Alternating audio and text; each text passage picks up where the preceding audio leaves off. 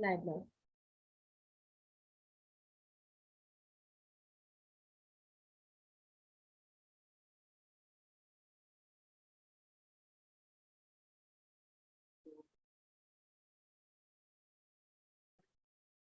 Live now.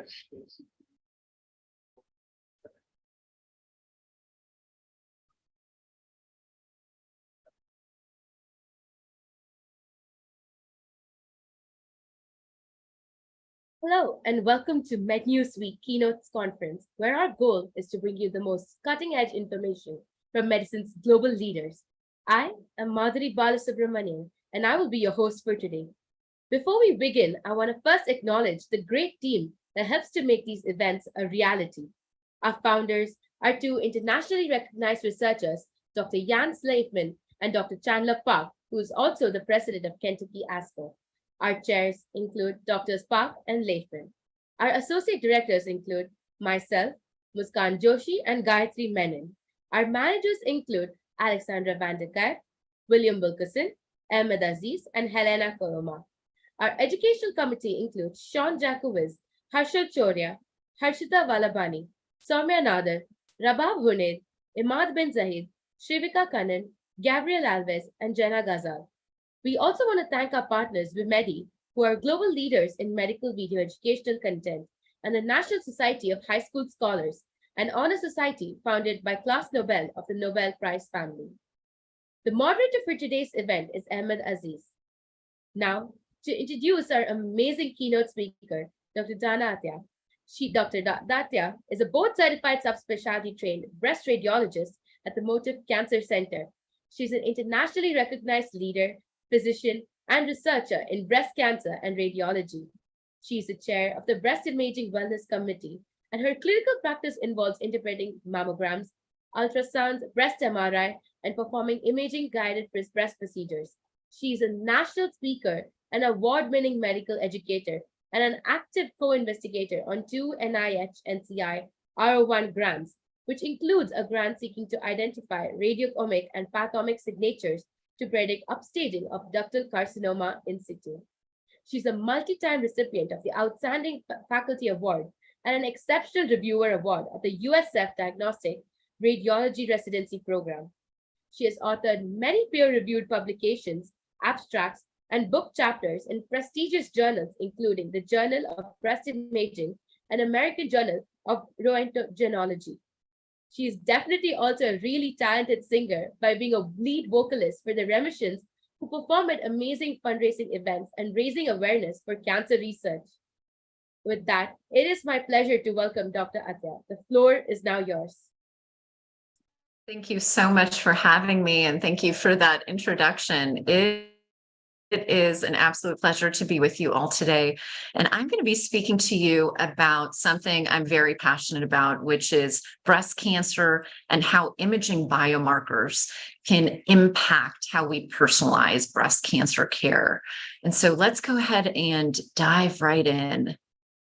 These are my disclosures. Today, I want to start with talking about breast cancer epidemiology and screening. I think it's always really critical to talk about breast cancer screening because that is something that impacts so many of us. And when we talk about breast cancer screening, we can then begin to talk about how to personalize screening. And I want to talk a little bit about breast cancer risk and what we've done to personalize screening for breast cancer.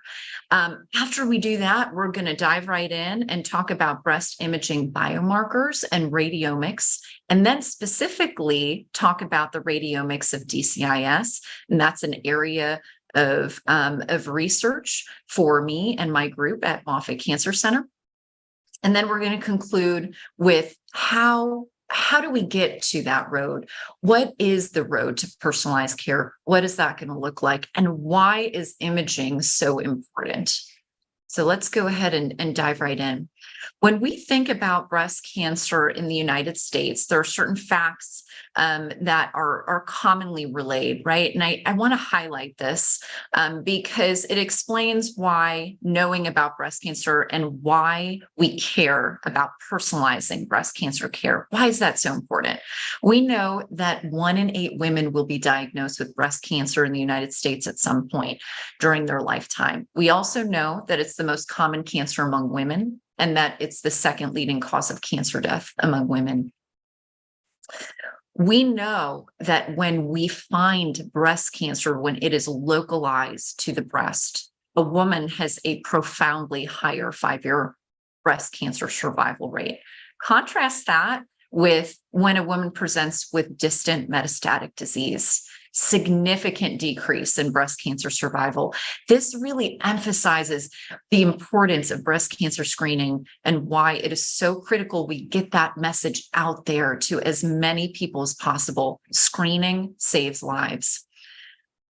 But this is a disease that impacts more than just women in the United States, right? It impacts all women across the board globally. And in 2020, when we look at the data from the World Health Organization, 2.3 million women were diagnosed with breast cancer.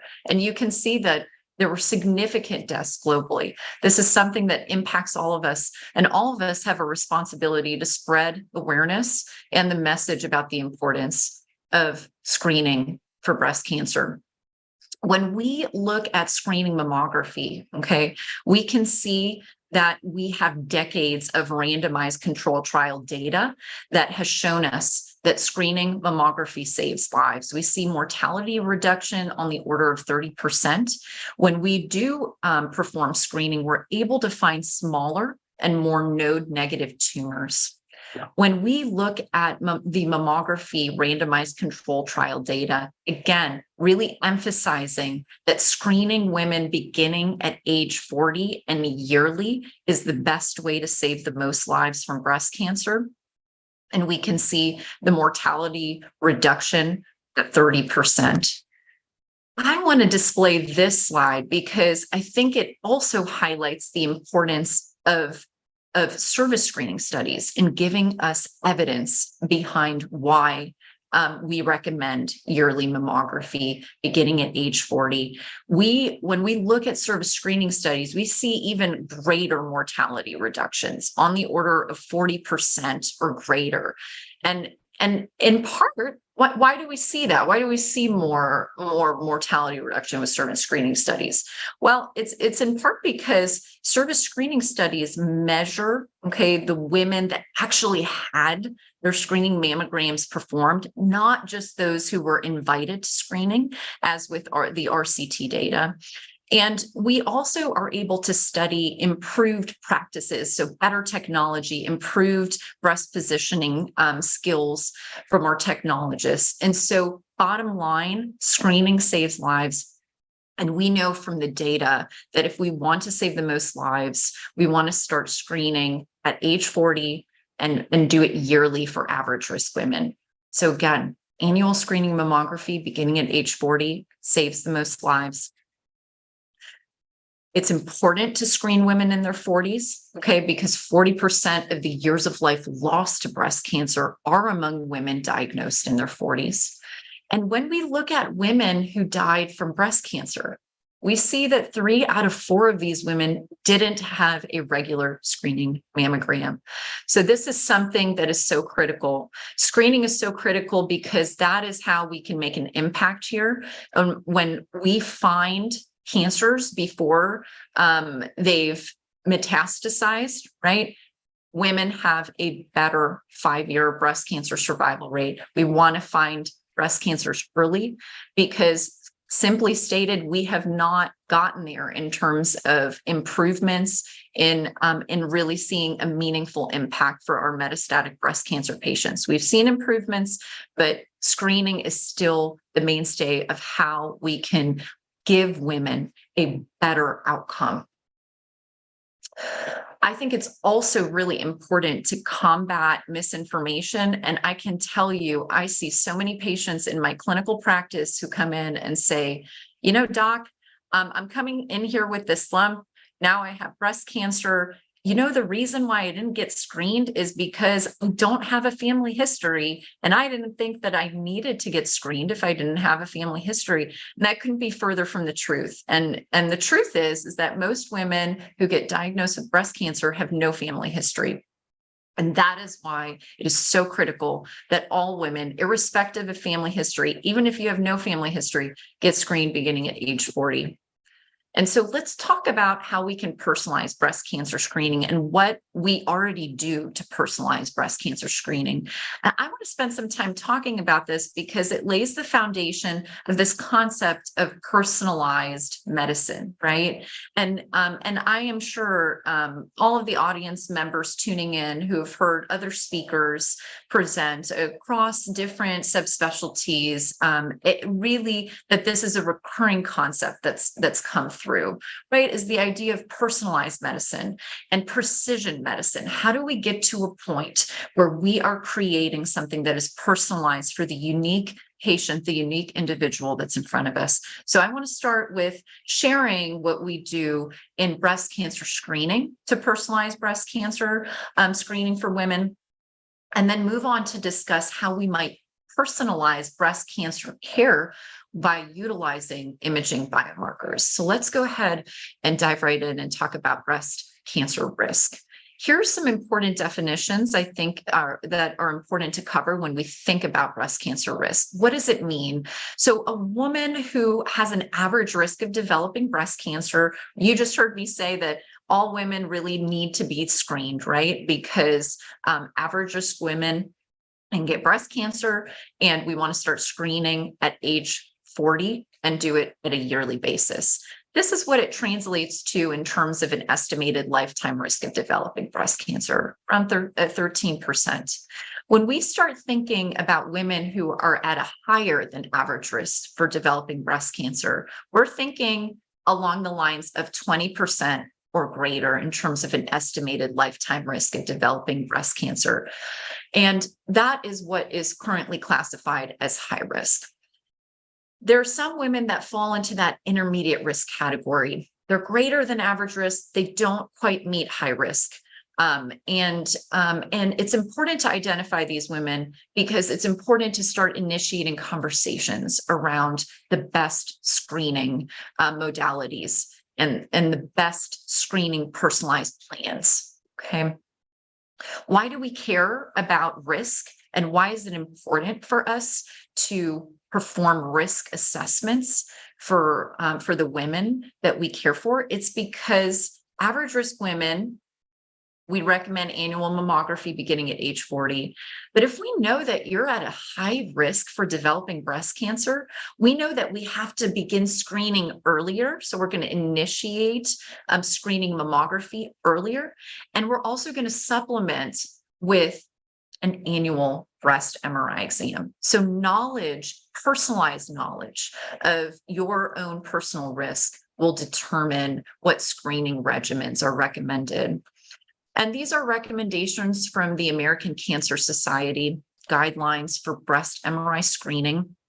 And you can see up top that evidence from non-randomized screening trials and observational studies have informed recommendations for annual MRI screening as an adjunct to mammography for the populations you see listed. And indeed, when we think about high-risk subgroups, we know that there are certain women that can be classified as high risk on the basis of the subgroups that you see displayed. So if there are women who know that they have a disease-causing genetic mutation, the BRCA1 and 2 mutations are the most commonly known and reported in terms of the media.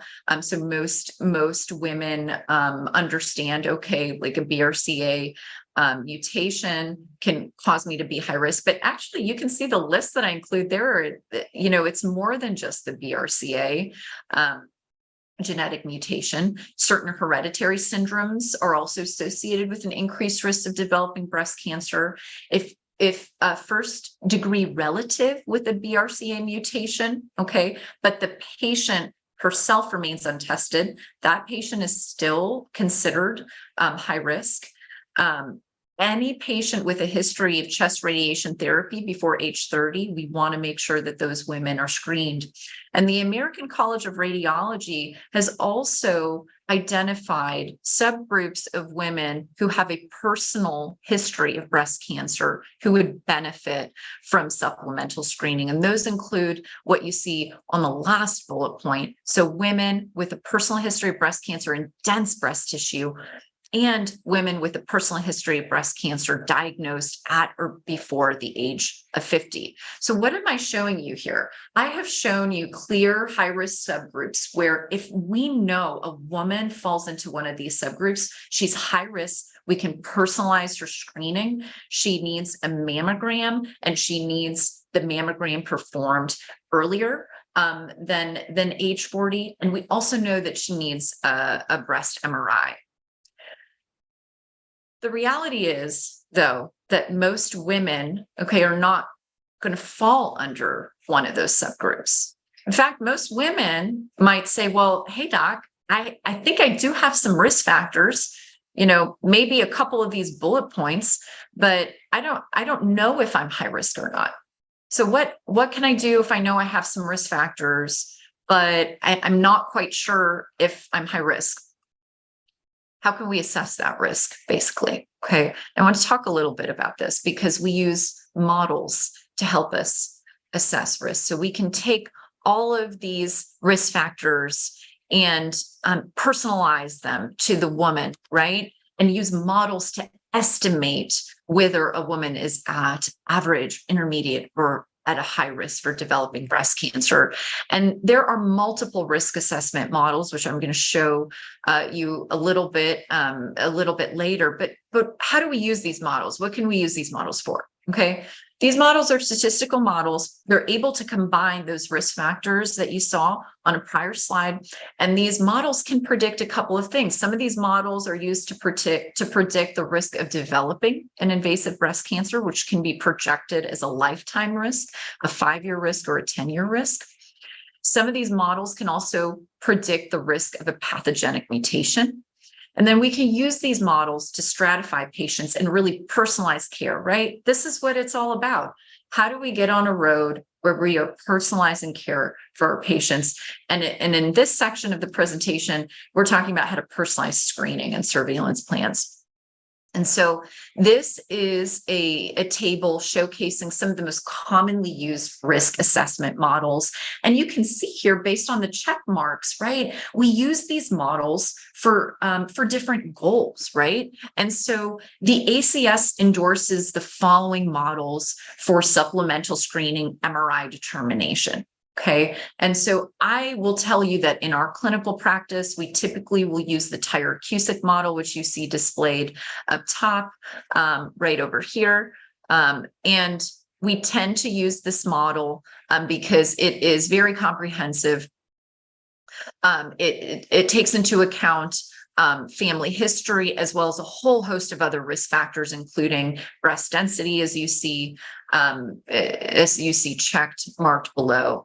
But we can use these models to determine the risk of carrying a genetic mutation, okay? And if we find that that might be the case for this woman, we can then refer a woman to get genetic testing done. We also can use some of these models to determine whether a patient would benefit from risk-reducing medications like tamoxifen, okay?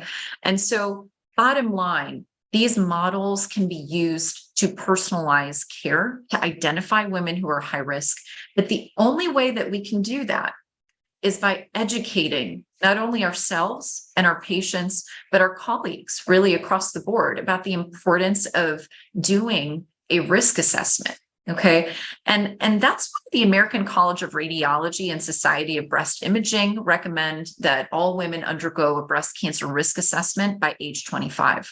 Why that number? If we are able to understand and know that a woman is at high risk by age 25, we would start high risk screening potentially with breast MRI at that age. And that's why it's important to really understand that by age 25. Now, some of you on the line might be thinking, well, how do I offer this to my patients, this risk assessment? Or what are some ways that a patient can understand or have access to these tools? So I'll tell you that at Moffitt Cancer Center in our practice, every woman coming in for a screening mammogram fills out information, and that gets input into the Tyrer-Cuzick model, and that information, that estimated lifetime risk of developing breast cancer, is then populated into the screening mammogram report based on what the patient inputted on the front end. And that information is provided to our patients. Okay.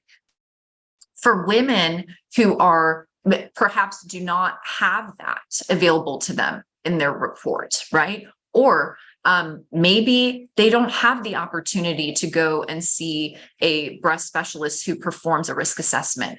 I want you all to know that this is something that is free and available online. So I'm putting displayed before you something that's made available by MagView, which is a breast imaging reporting data system. We use MagView at Moffitt Cancer Center, but one thing I really like about this is that they provide the Tyrer-Cuzick risk assessment calculator online for free for anyone who wants to access that and understand their own personal risk of developing breast cancer. And knowledge is power.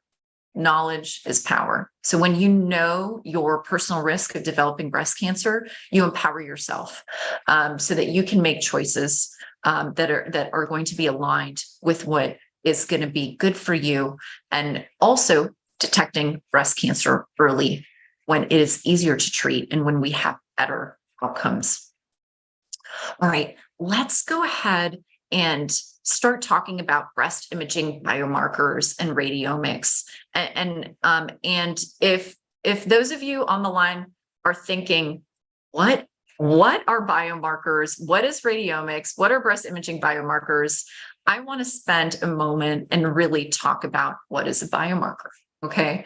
And so you might see different definitions here. What I have displayed is the FDA NIH biomarker working group definition, okay, which defines a biomarker as a specifically defined characteristic that is measured as an indicator of either a normal biological process, a pathogenic process, or a response to an exposure or intervention, which would include a therapeutic intervention. Okay, so biomarkers can be used, of course, not just in cancer care, but across the board. Okay, when we think about molecular, histologic, radiographic, physiologic characteristics, they're all types of biomarkers. Okay, how a patient feels, functions, and survives is important. It is so critically important, but that's not what a biomarker is. And I like to just explain that. Okay, now, when we think about breast cancer imaging, okay, one thing that I want to share with you all, because thank you for the lovely introduction again. You explained that I'm a breast radiologist. What is that? That's a subspecialized physician. My area of expertise is breast imaging. My clinical practice is that I interpret mammograms, which I'm showing you two mammogram images right now that are zoomed up on two findings here. And so part of my practice is I interpret mammograms, and I want to show you what cancers look like on a mammogram. And I want to start talking to you about something that radiologists see, and breast radiologists see all the time, which is when we find breast cancers, they're not the same. They're very heterogeneous, right? And even the same kind of invasive ductal carcinoma, right? Depending on the subtype, can look very different. And so I want you to look at the two cancers that I am displaying before you. These are mammogram images. And I want you to try to tell me what you see as different, just with the naked eye, right? We're not talking about radiomics just yet, right? And I'm going to explain what that means. But I want you to just look at these images and start thinking to yourself, how do these two cancers look different? And what does that mean? Can we see patterns? Okay. And if you looked at these two images And you saw that, well, one of the cancers here looks irregular in shape and has these calcifications associated with it, which are indicated by these little blue dots, right? And then on this side, this cancer looks more oval, okay? They have different imaging phenotypes. And what's really, really fascinating and interesting is that these imaging phenotypes can correlate with subtypes of breast cancer. So when I see calcifications associated with mass, I see an association with that type of breast cancer being HER2 enriched. Versus when I see a cancer that is more oval, right, round, okay, that imaging phenotype tends to be associated with a triple negative breast cancer. So with the naked eye, we see patterns. And when you look at the BI-RADS lexicon, right, the BI-RADS classification system, it's based on just an incredible wealth amount of data that has been collected looking at these biomarkers, right, that we can appreciate with the naked eye. And I'm going to show you some other breast imaging biomarkers that you might be familiar with. If you've ever heard of, breast density or having dense breast tissue, or the classification, the qualitative classification of breast tissue density, that's a biomarker.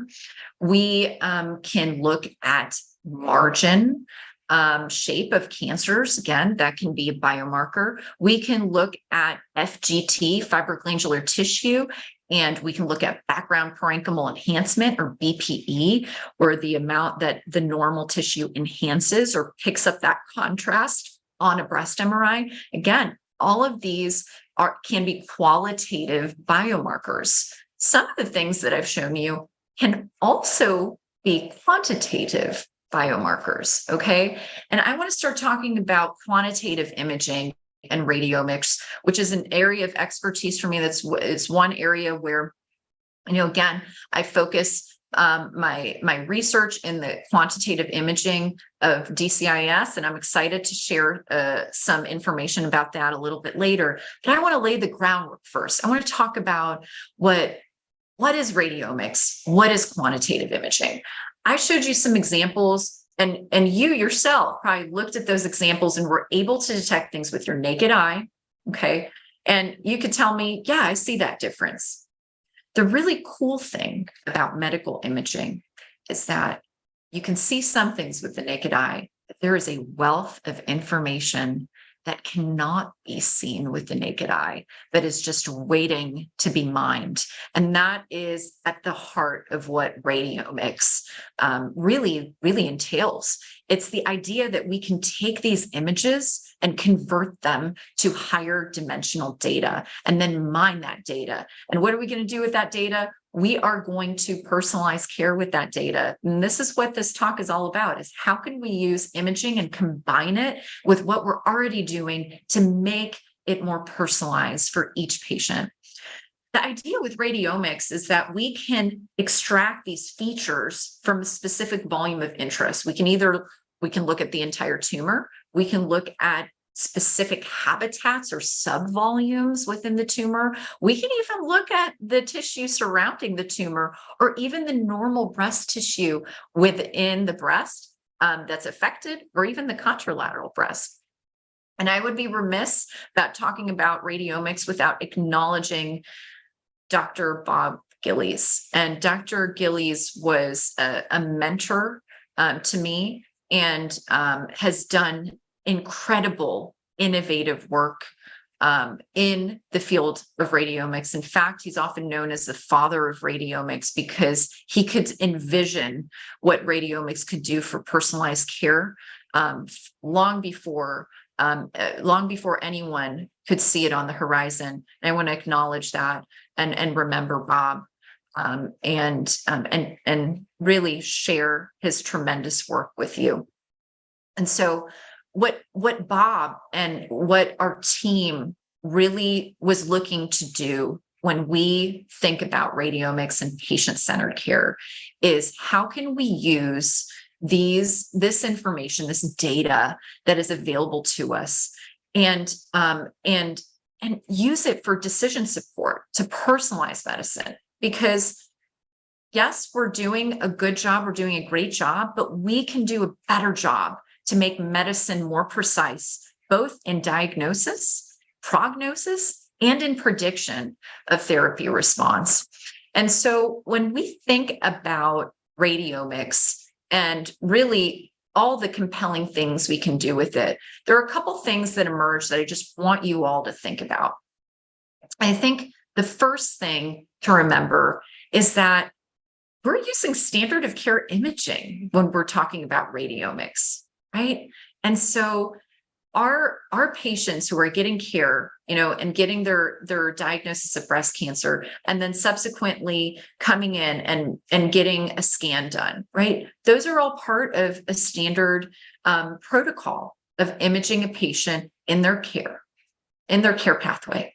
And so this isn't something in addition that we're doing. It's not an additional test. We're actually going back and using the test that's already been done as standard of care and extracting the information that is there. It's just not visible to the naked eye. The other thing to remember is when we use imaging and radiomics, we're looking at the entire lesion. We can study that entire lesion, okay? And you might ask me, well, what's the difference? What other option is there than studying the entire lesion? Well, when we do biopsies of lesions, we are only looking at a very small sample of that lesion under the microscope, right? And that's important. Having that sample is critical, right? We need to look at it under the slide, right? But when we're making an initial diagnosis of something, meaning the entire mass hasn't been removed, we're taking a very small sample. Contrast that with imaging and radiomics, where we're actually analyzing the entire lesion in and of itself. So it gives us information about habitats within the tumor or the surrounding tumor parenchyma. The other really, really, really wonderful thing about incorporation of radiomics or quantitative imaging within a personalized or precision medicine plan, and what we're thinking of when we're envisioning a future model that would incorporate quantitative imaging, is that we can monitor things longitudinally, because we know that when folks come in and get their diagnosis, they're getting serial scans. Oftentimes, we can look at those scans and we can do longitudinal monitoring of these quantitative imaging biomarkers. So I've given you a lot of compelling reasons why incorporation of quantitative imaging would really impact personalized care for patients, right? I want to talk about one of the challenges and what we're doing in this incredibly innovative space, okay? And whenever you create something innovative, or you're embarking on something new, and you're doing these research trials, these big research trials, the idea is, well, this is all great and we can extract this information and we can study this, but how do we standardize it?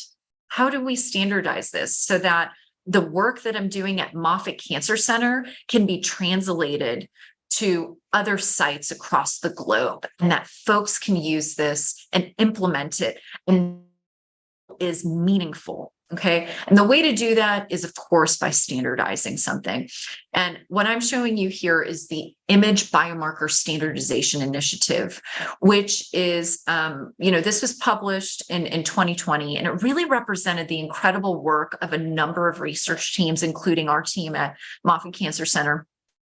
And these teams came together and looked at radiomic features and attempted to really identify some standardized features that could be used, right, in future research studies and papers, and that could be referenced and really begin the process of standardizing this quantitative biomarker initiative. And what we found is, you can see that most of the 169 standard features could be excellently reproduced by these groups.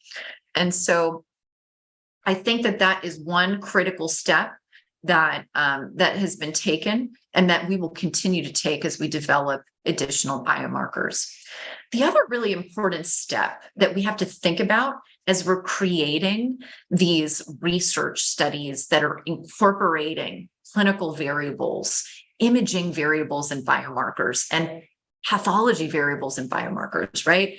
We have to think about what is the best test that we need to use to be able to glean all of that really critical radiomic data, right? And so when we think about breast imaging modalities, and I'm displaying breast imaging modalities here for you right now because that is my area of expertise. And when we think about the best breast imaging modalities for the detection of breast cancer and for identification of the most biologically aggressive cancers, breast MRI takes the cake, okay? And what's really, really, I think, important to acknowledge is that breast MRI not only finds the most biologically aggressive tumors, so high-grade DCIS and invasive cancers, it finds the more low and intermediate grade DCIS as well. So overall, when we're thinking about what the best type of imaging modality is to study the biological and physiologic enhancement patterns and perfusional patterns of a cancer, right? We want something that's going to be able to give us that, to show us that, versus something that is a purely anatomically based technique. With that said, radiomic features can be extracted from all modalities, and it's an area of study that can be done for all imaging modalities, including mammography and ultrasound. But I want to explain why we are focusing on breast MRI, and I want to show you an example of the power of breast MRI. What I'm showing you right now is a mammogram. Okay, I'm showing you two MLO views of a woman's negative mammogram. You can see here that the white stuff displayed, okay, is what we would consider the patient's fibroglandular tissue. Okay, this is when we talk about breast density, we're talking about the quote unquote white stuff. Okay. And you can see that she doesn't have a lot of it, right? Most of the breast is pretty fatty in terms of the density pattern. The reason why I'm pointing this out is because many folks might look at this mammogram and think to themselves, well, wow, this patient doesn't have a lot of dense breast tissue to hide a breast cancer. In fact, most of the tissue looks predominantly fatty. So the mammogram is negative. We don't see cancer. And and that's great. This woman underwent a breast MRI. She has extensive cancer on the left, as seen on breast MRI. And the data that we see about breast MRI, and frankly, any type of contrast enhanced study, right? So contrast enhanced mammography, we see compelling data as well. Anytime we are imaging the physiology of a cancer detection is going to skyrocket. Okay. And what's really, really, really interesting and fascinating for people to see is that cancer detection with breast MRI is remarkably higher, irrespective of breast density, meaning that MRI will find more cancers even in women with fatty tissue. And so, just really, really, really important to think about what imaging modalities are going to give us the information that we need to be able to create the most compelling and personalized type of plan, regardless of what is used in terms of modality. When we start thinking about a roadmap for imaging biomarkers, there are certain translational gaps that we have to overcome.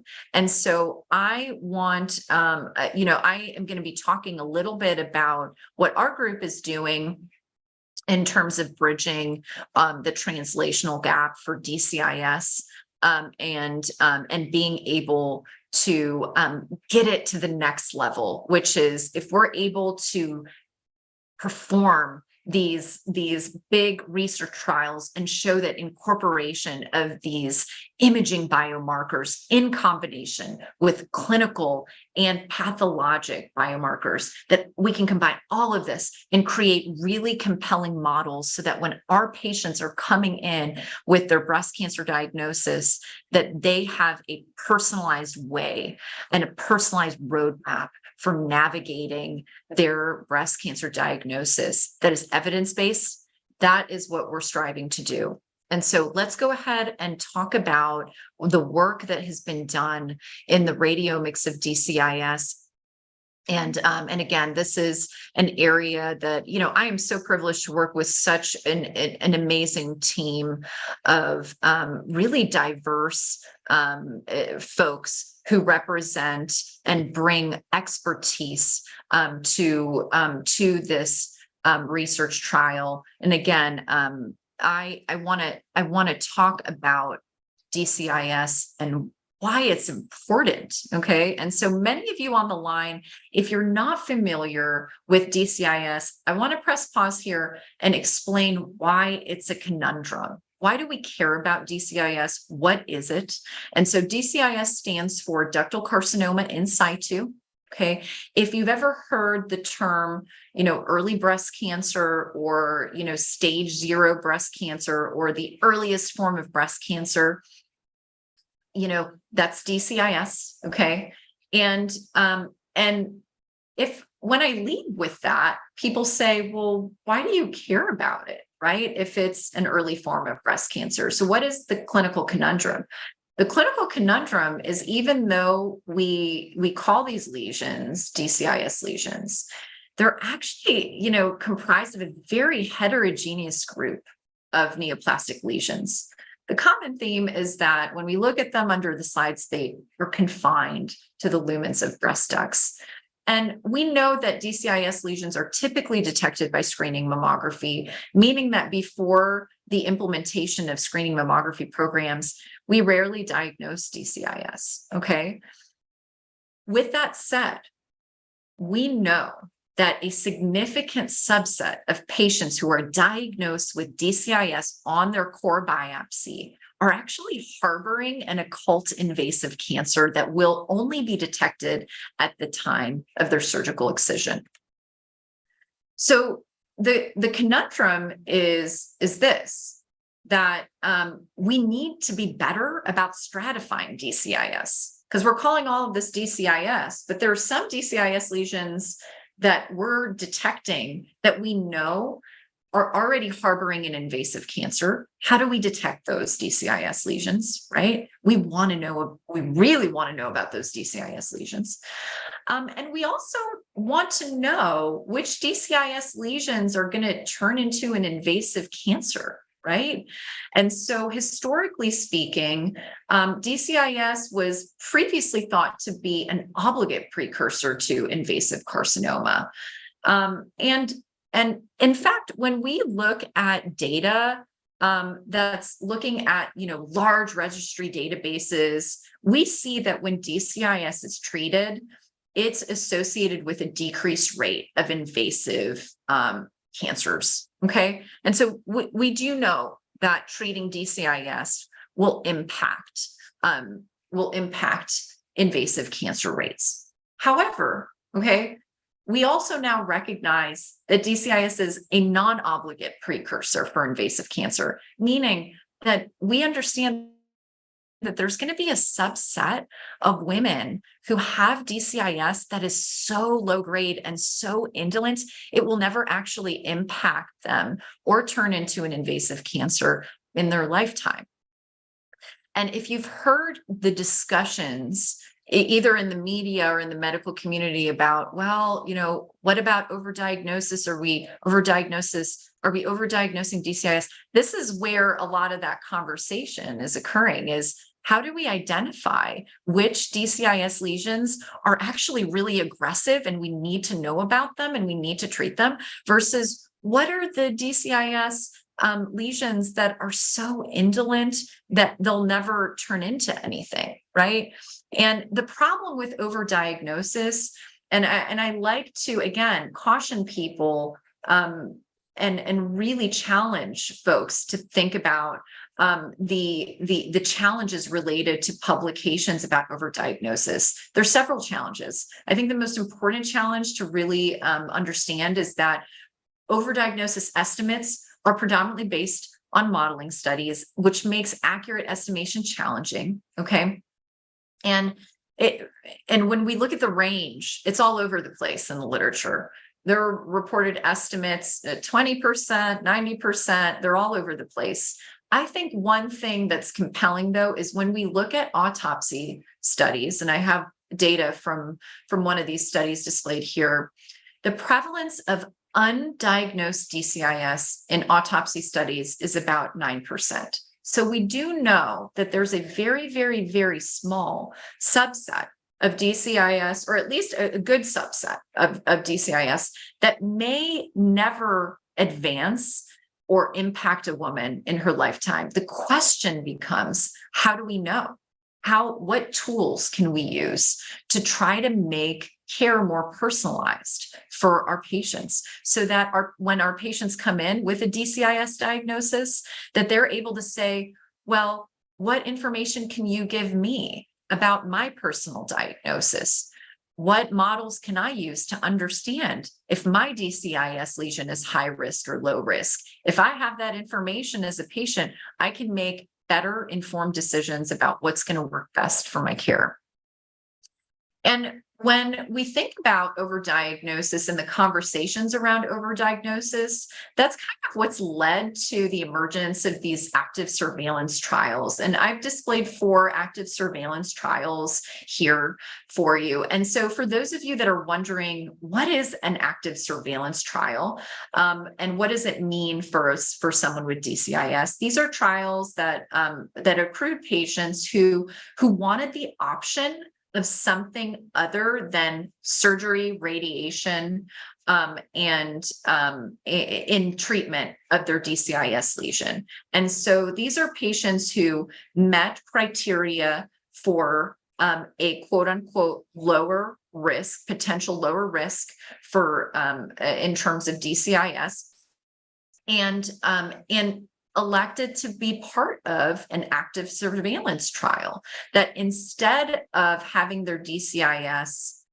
excised and potentially having radiation, that these DCIS lesions would be monitored, and that some patients would also potentially undergo hormonal therapy. I want you to notice something about these trials, which is the imaging for these trials really didn't include any breast MRI or contrast enhanced modality. And again, I think that it's going to be really exciting to see what the results of the trials show us in terms of radiomic and quantitative data.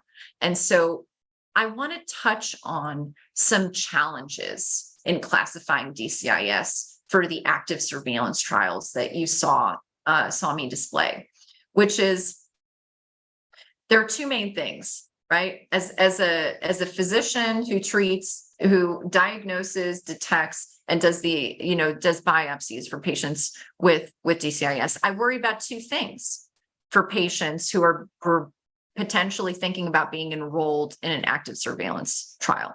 And those 2 things are, number 1, the risk of an occult invasive cancer, because I showed you previous data.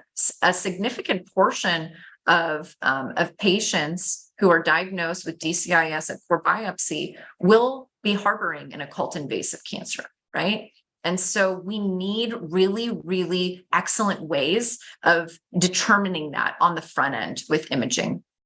The other thing we worry about is enrolling patients who have a risk for progression to invasive cancer, right? And so those 2 things are challenges in classifying DCIS for active surveillance.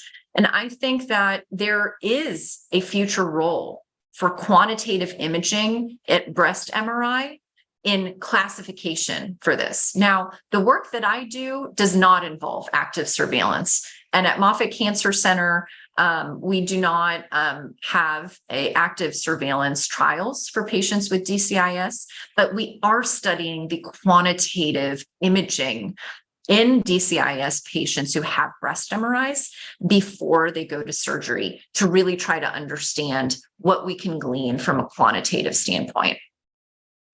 I think the other really important, thing to understand about DCIS, and it kind of adds to this conundrum, right? I'm laying this groundwork to really show you why we care about DCIS and why it is a clinical conundrum for us and why we want to do more and be better for our patients. When we look at breast cancer mortality after a diagnosis of DCIS, guess what? It's not zero, right? And that might be surprising to some people because you think that, well, if DCIS is really the earliest form of breast cancer, would it be zero, right? It's not. Well, the other really interesting thing when we look at breast cancer mortality after a diagnosis of DCIS is that over half of women did not experience an in-breast recurrence prior to death. And what that suggests is that there is a small but compelling subset of DCIS lesions that actually might have a very aggressive phenotype. And we want to be able to identify those. How do we identify them? We identify them by using the tools that we have and really digging deep and thinking to ourselves, what can we glean from these advanced breast imaging techniques? What information is there for the taking that we just need to mine? And that's really behind really the work that we're trying to do in quantitative imaging in DCIS. I think the other really, really fascinating thing is that, when we look at smaller studies evaluating disseminated tumor cell presence in DCIS, it's also not zero. And that really challenges a lot of kind of what we as a medical community think about when we think about dissemination as a later stage event. And so in this study, they looked at over 400 patients with pure DCIS. And when these patients went to have their excision done at surgery, they had bone marrow aspirates taken. And in about 60% of patients, we saw disseminated tumor cells. And so again, this really kind of challenges the concept that DCIS, that disseminated tumor cells is something that we would only see in a late stage cancer. And I think it's important to understand that what this means. So what does it mean for a DCIS patient who has DTCs? That remains to be studied. It's unknown, right? But we do know that in the setting of invasive cancers, it is a poor prognosis. It portends a little bit, again, we get concerned when we see that. And so I think that this is definitely going to be an area of continued study in DCIS and what it means. But again, honing in on the fact that not all DCIS is the same. This is a major clinical conundrum. And when we think about stratifying patients, okay, we want to be able to use radiomics and other tools to help us really classify and stratify high-risk DCIS lesions and low-risk DCIS lesions. And so when I think about the role of radiomics and what radiomics can do, I think about three main buckets, and these are areas of current study. And so I think about, using radiomics in combination with pathomics, pathology, and clinical variables to identify the presence of occult invasive disease. And there's already a lot of compelling work that's going on in this space. Our group is working in this space. This is an area of research for me professionally. and we'll go through data in just a little bit, but we also know that we could potentially use radiomics to identify DCIS that will progress or not progress to invasive cancer. And I think, when we see data from the active surveillance trials, and that'll be a really compelling way to look at this.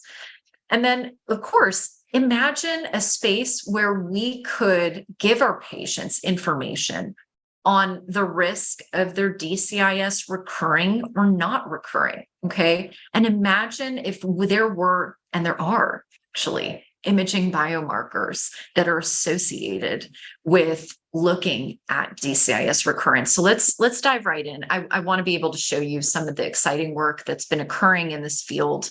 And so I want to just, stop here and say that there are certain, variables that are recognized as being associated with an increased upgrade for DCIS lesions. So things like size, grade, the presence of chemotonecrosis. But when we talk about imaging biomarkers, we're saying, well, what else can we glean from these standard of care images that are imaging biomarkers that is information there that we can use as an additional way, right, to incorporate in a potential model that we could build to predict upgrade with greater confidence, right?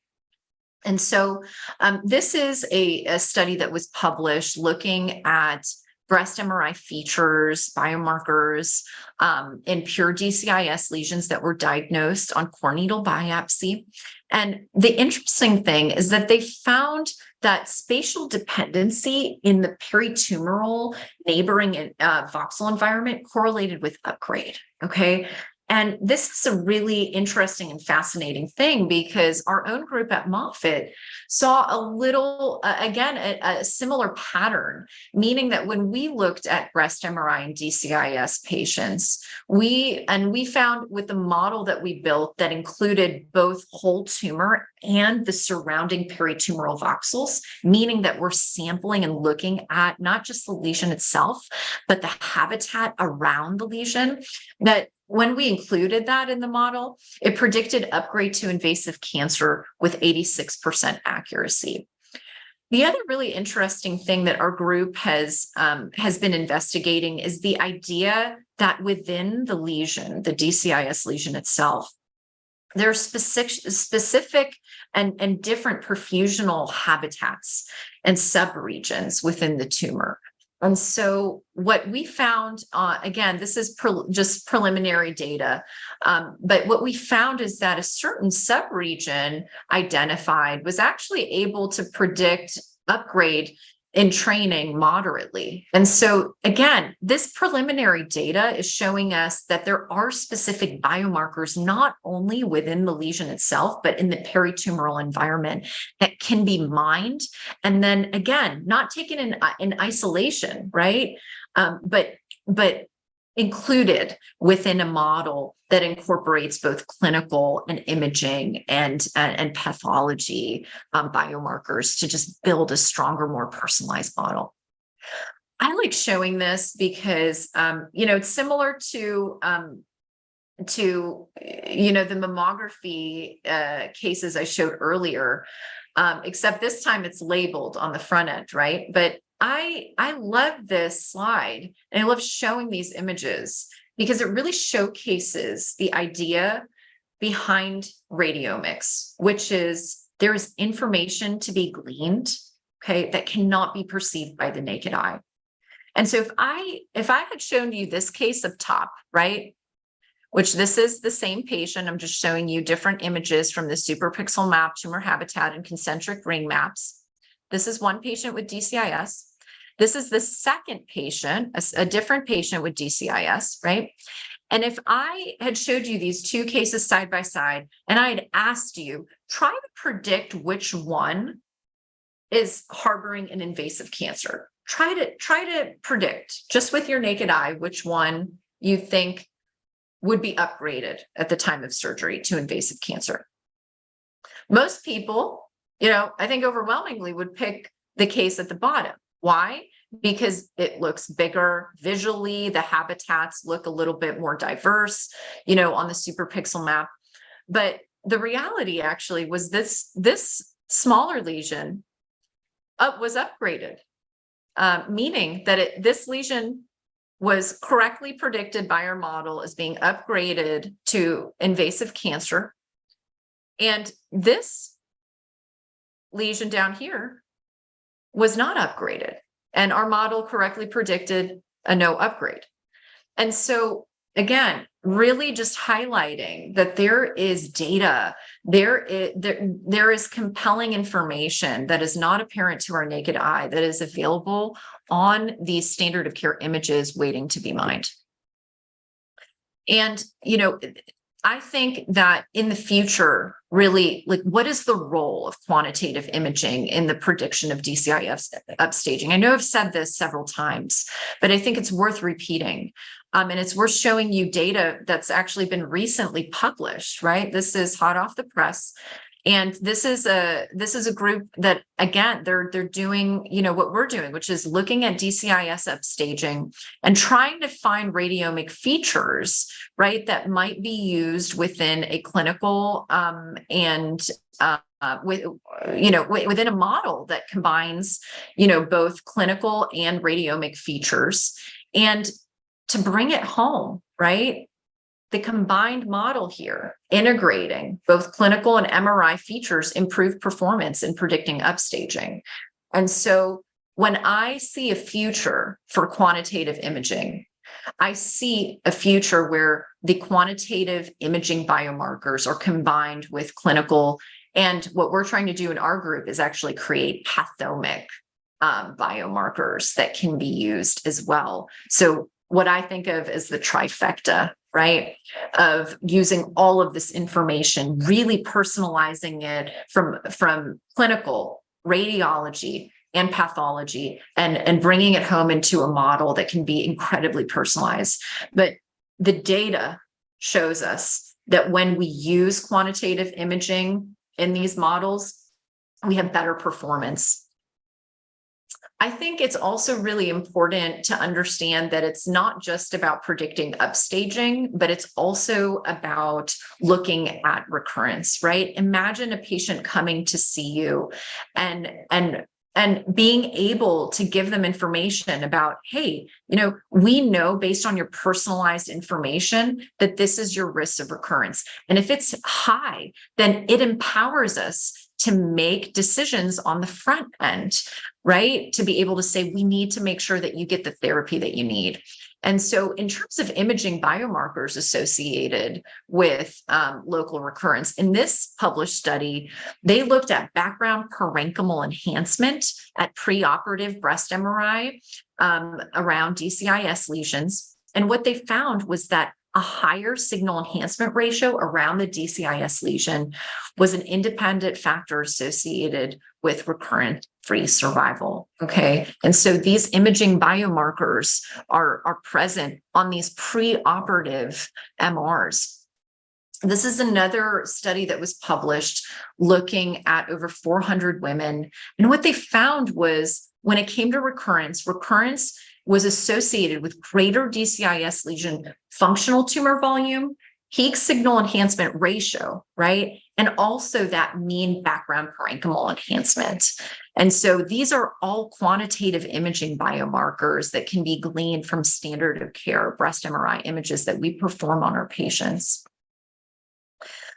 I am nearing the end here. And so I just want to bring it home and talk a little bit about the vision, right? Which we've touched on throughout the procedure, or throughout this, presentation, but let's bring it home. What is it going to take to get on the road to personalized care?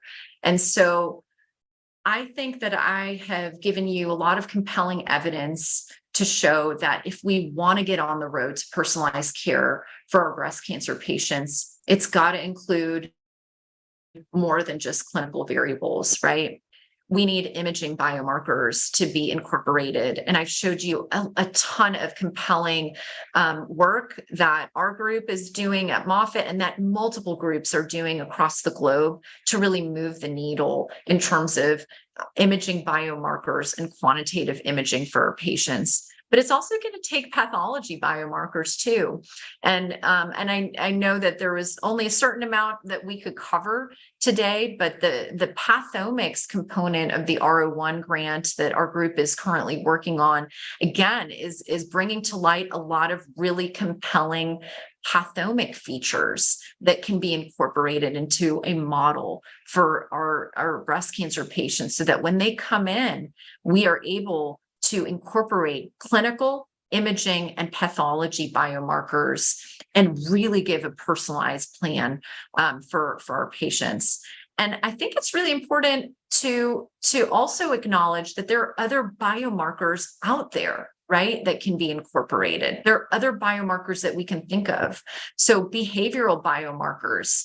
And I have an image from Storyline here, but there's a lot of compelling work that's being done by, Dr. Chris Gregg and colleagues looking at behavioral AI research and understanding that there are ways for us to quantitatively understand behaviors through different, facial and verbal and even just the way that we as human beings will behave throughout our cancer experience, that there's actually data that can be quantified and used. And so really that the options and the possibilities are endless if we come in with an open mind and a spirit of collaboration. And that's what it's all about. Ultimately, it's about our patients and getting them the personalized care that they need. And so I thank you for your attention and I welcome any questions.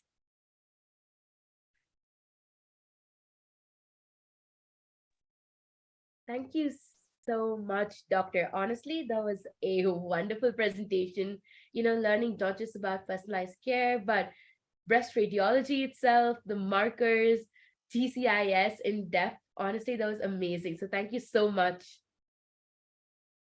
My pleasure. So My pleasure. now I'll be passing the mic on to our moderator, Emmett, for the discussion portion for today.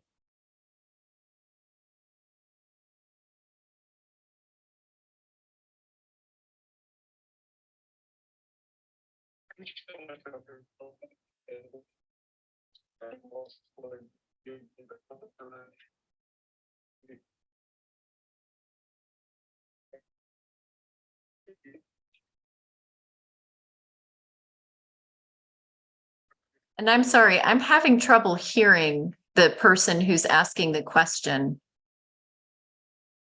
Yeah, sorry, Doctor. Could we repeat it? Yeah, just a second. Sorry. Hello. Yeah.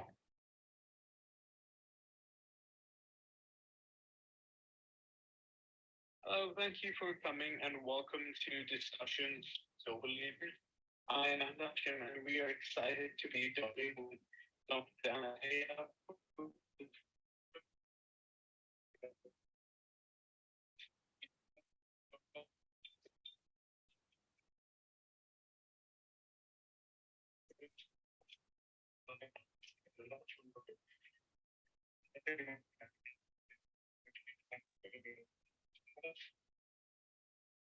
And I am so sorry, I'm having trouble hearing your question. If there's a way to type it into the chat, I would be so happy to answer it. And then I also have my contact information displayed as well. Yeah, sure, Doctor. We're just having. Yeah, I'm just so sorry. I'm not able to hear the participant. They're chopping in and out. No worries. We're so sorry. Hello, is my voice clear right now? Yeah, Muskan, you can go ahead. Apologies for connection issues, but I hope we'll be able to continue with the Q&A portion of our talk smoothly. So, hello, Dr. Ataya. My name is Muskan, and I will be handling the Q&A portion of our event today. So for the very first question, I'll be passing the mic back to Madhuri. Yeah, thank you so much, Muskan. So for my first question, doctor, I read a little bit recently about, the clinical significance of tumor immune interaction in breast cancer, which has now been very strongly established. And we're seeing so much about tumor infiltrating lymphocytes as predictive and prognostic biomarkers for patients with triple negative breast cancer and HER2 positive breast cancer. Could you tell me a little bit more on how, the computational assessment of these TILs can complement the manual assessment in trial and daily practices? Yes, I think so. First of all, I think seeing this kind of work in the breast cancer space is just so exciting, right? And I think, one of the really interesting things as a breast radiologist, where my specialty and my clinical practice is in evaluation of breast cancer imaging, is when we see these patients go on these trials, we see that the immune response is represented on imaging in really interesting ways that are not typical ways that we would see in a typical neoadjuvant setting where someone is just receiving chemotherapy. And so the immune reaction that we see in these inter-regimen breast MRIs can sometimes simulate progression of disease. And so it's important that for individuals who are interpreting these imaging studies to be very aware, of some of these imaging representations as patients are undergoing immune therapy. And so that's something that you're going to see definitely more publications on from an imaging standpoint. And what interests me as someone who, again, my area of research in quantitative imaging is what can we glean from the peritumoral environment? What can we glean from a quantitative imaging standpoint in these patients undergoing immune therapy, both in the interregimen period, right, of looking at response and degree of response, but then also at the conclusion. And in many of these trials, what we're seeing is that we're actually able to incorporate advanced imaging techniques throughout the trial itself, in addition to like the standard imaging that we would get pre-treatment and then post-treatment at the conclusion, but pre-surgically. And so I think it's just really, really exciting. And that's something that our group is actually looking at and working on in terms of quantitative imaging data sets. That's a great question. Thank you so much, Doctor. Thank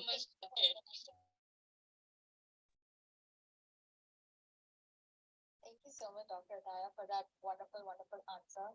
So for the next question, I'll be passing the mic over to Gayatri.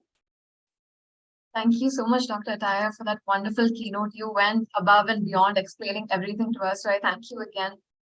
So my question is, do you think background parenchymal enhancement is the best biomarker to keep checking for, considering it declines over time, especially in patients who experience menopause, who've had oophorectomy, and even in patients taking tamoxifen and aromatase inhibitors? I love that you asked that question. I think, background parenchymal enhancement is such a compelling biomarker, and we recognize that it's a compelling biomarker in terms of breast cancer risk, but also as you had stated in treatment, right? And so I think that we have already seen BPE emerge as an incredibly compelling biomarker. I think that what I envision is that it's not going to be a solitary biomarker, that it's actually going to be a collection of biomarkers that as we continue to do more and more work in the space, and again, with the standardization initiative that I had shown, right, we're going to see more and more biomarkers that emerge as kind of the top imaging biomarkers and biomarkers that can be standardized. And then I do see BPE as a really incredibly important biomarker from an imaging standpoint. And I think what's important about BPE is remember that in clinical practice, BPE is currently qualitatively assigned by the diagnostic radiologist who is interpreting the study. When I'm showing data about BPE as a quantitative imaging biomarker, that's different. That's something that is actually, we're quantifying that. And so if we want to get to a point where we are using it as a quantitative imaging biomarker, we need to do that standardization. We and again, just even qualitatively, when you look at the qualitative studies done on BPE, it's still compelling. So to answer your question, yes, it's a very important biomarker, and I certainly see it emerging as, it already has emerged, but to continue to emerge as a critical biomarker in addition to other biomarkers that can be incorporated in a model that is, taking into account imaging biomarkers, perhaps even a RAD score, radiology score in incorporation with clinical and pathology markers. And one exciting thing that our group is really going to be doing with our machine learning colleagues at Moffitt Cancer Center is really trying to move the needle in terms of this very comprehensive model building that incorporates clinical, radiology, pathology, and within radiology and pathology, like radiomic biomarkers and pathomic biomarkers. So again, I know, really it was outside of the scope of this talk, but in the similar ways that you saw me present imaging biomarkers and how we extract them, we're doing the same thing with pathology and pathomics, and it's really, really exciting. Thank you for your question. Thank you so much, Dr. Ataya. Thank you so much, Dr. Ataya, for that wonderful answer. Like, you truly break down the question and the answer to the core and help us understand as med students or perhaps any non-medical people are listening to you. Thank you for the effort and the amazing answers that you give. So for the next question, I will be going ahead. So I have actually really been into the AI sphere lately, considering all the buzz about it.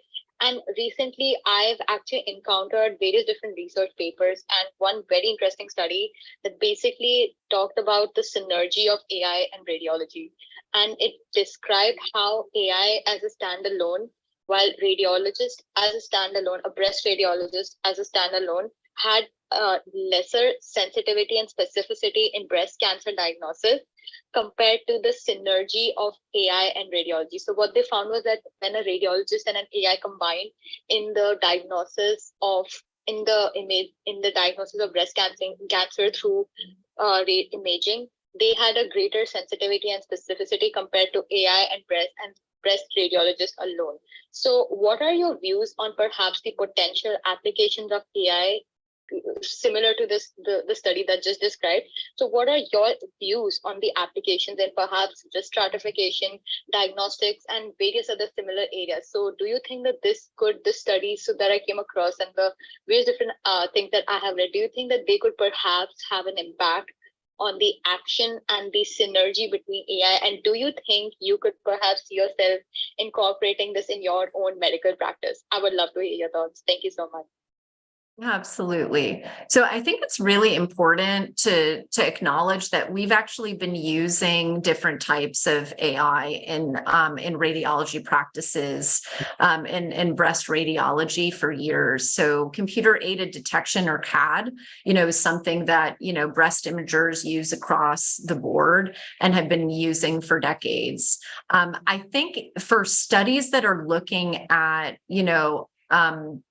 performance of radiology alone versus radiologist alone versus radiologist plus AI. It's really important to be able to acknowledge and differentiate the difference between a general radiologist and a subspecialty trained radiologist for a specific subspecialty question. So what I mean by that is, we certainly know that a subspecialized breast radiologist compared to, someone who's doing, a general and may not have the training or the expertise, that a breast radiologist will outperform, someone who doesn't have that training, right? Because that's all they're doing. They're subspecialty trained. They're going to find more breast cancers. And so I think that AI is an incredible tool that can be used in synergy. And I think in particular in practices where maybe there isn't the opportunity for subspecialty training, maybe there isn't an opportunity, to be able to, have, either the training or the volume or the expertise or whatever it is, that the AI can absolutely be used in synergy with interpretation to improve, overall diagnostic accuracy. And we're already seeing that, there are practices in the United States that will use, AI-based technology to supplement evaluation of breast ultrasound images to improve accuracy. And so I think it's actually really important for people not to fear AI. It's not coming to replace the radiologist or the clinician. In fact, it's there to work in synergy.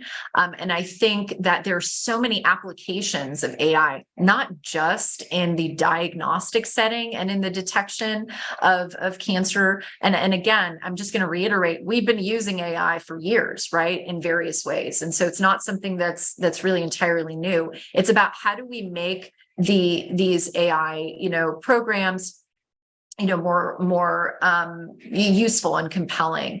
I think that we can also use AI in several other ways, more than just diagnostics, right? So even being able to use an AI system to be able to triage normal versus abnormal exams. So imagine as a radiologist, I'm walking in and there might be 100 screening mammograms on my list.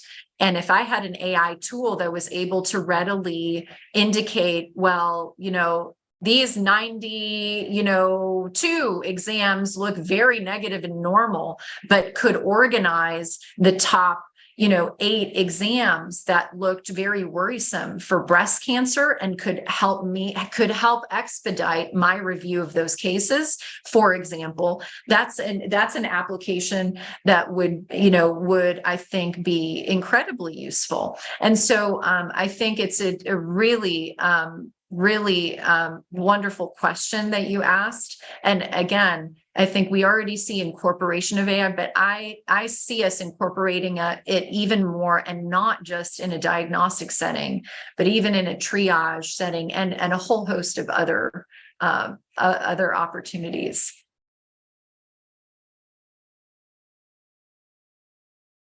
I loved hearing all your points and all that you had to say about my question, and I really appreciate you letting me know all this. Truly, I'm at a loss of words because you answered everything I wanted to hear and gave me so much hope for the future of the synergy between AI and the radiologist, right? And how it's not a new thing. It's something that we've been using for so long, but we're just using it in many different applications. So thank you so much, Doctor, for that wonderful answer. Truly, really thankful. So for the next question, I'll be passing the mic over to Helena. Thank you. And thank you, Doctor, for the wonderful presentation. I just have to say your career is just truly inspiring. So my question to you is, as a mentor yourself, how have mentorships helped you in your career? And what advice do you pass on to your mentees?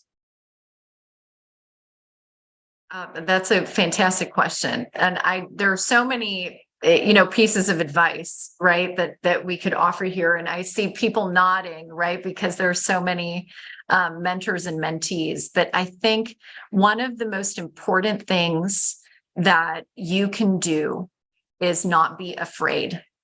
So do not let fear keep you from reaching out to someone, asking for help, asking for guidance. I think that anytime you see someone who, you look up to and admire and you see their accomplishments, they were not able to accomplish that without mentoring. And I'm grateful for my mentors and I'm grateful for my mentees, because I learned from my mentors and I learned from my mentees. And I think the critical piece is to not be afraid to reach out, and not be afraid to put yourself out there. And I think that the other, I would say, critical, piece of advice is, remember, you can have several mentors, right? So don't put all of your eggs in one basket. Reach out to different mentors, reach out to different types of mentors, and people can mentor you even if they're not, in your specific specialty, even if they're not in your specific field, right? And so you can look at other fields. And really collect mentors from across really the globe and across different industries even. So those would be, I think, the top pieces of advice that I would give.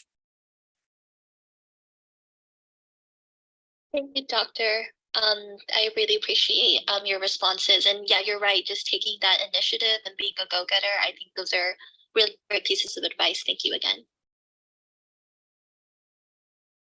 Thank you so much, Doctor, again, for that amazing answer. Mentorship is truly the key to anyone, not just a med student, but truly anyone to get into the place that they want. Mentorship is the key to get to the success we all want to achieve. And we really, truly thank you. And I see your passion as a mentor and someone who has been a mentee in the past. So definitely thank you so much again for that.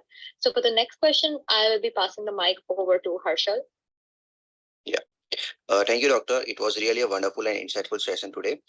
So my question is, in your role as a mentor, what advice do you offer to early career researchers and radiologists interested in specializing in breast cancer? And what emerging areas or trends do you believe are particularly promising for them to explore? So I'm a big believer that you have to explore what you're passionate about. I think that it's important when I guide my mentees, that I have them do an exercise where they really think about, what is it that gets you up in the morning?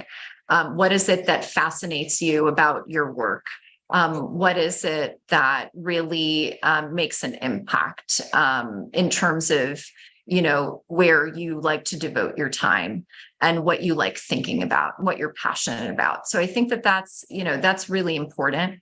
And I think even if it's something that, even if you find that what you're passionate about isn't necessarily exactly what aligns with your, with where your area of expertise is, that's an opportunity. It's an opportunity for you to take what you know and your area of expertise and apply it in an innovative way to try to answer a problem that really gets you up in the morning and that you're passionate about. So that'd be step one. And I think the other piece of advice would be collect, just kind of similar to what I had mentioned about mentors and reaching out across fields and, different people. When you are, wanting to be involved in more research, it's really important to reach out and create a team for yourself. And find collaborators that complement each other, not only in areas of expertise, but also in the styles of which you work. And so I think it's really important to make it a point to connect and network and collaborate with people at your institution and beyond. And again, express your interest. I think many people may not know that you are interested in XYZ unless you verbalize that. So I think that component of just not being afraid to network, put yourself out there, and get involved. It's a good question. Thank you for that, Dr. Ataya. I truly am a firm believer that unless sharing is truly the key to success. And I 100% agree with all the points you've said. So thank you again for that.